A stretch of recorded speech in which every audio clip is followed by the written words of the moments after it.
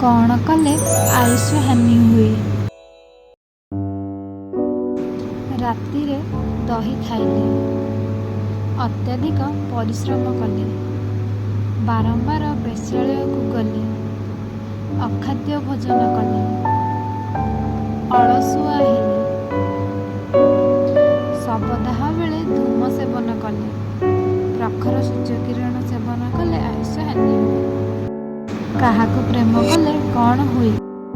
ମାତୃଜାତୀୟ ନାରୀ, ଦେଶ ସେବିକା, ପର ଉପକାରିଣୀ, ସନ୍ତାନ ଜାତ କରିଥିବା ନାରୀ, ଗୁରୁଜନଙ୍କ ସ୍ତ୍ରୀ, ଭଉଣୀ, ଖୁଡ଼ୀ, ଭାଇ ବୋହୂ, ମାଉସୀ ଓ ଅଧିକ ବୟସର ନାରୀଙ୍କୁ ବିବାହ କଲେ କିମ୍ବା ହରଣ କଲେ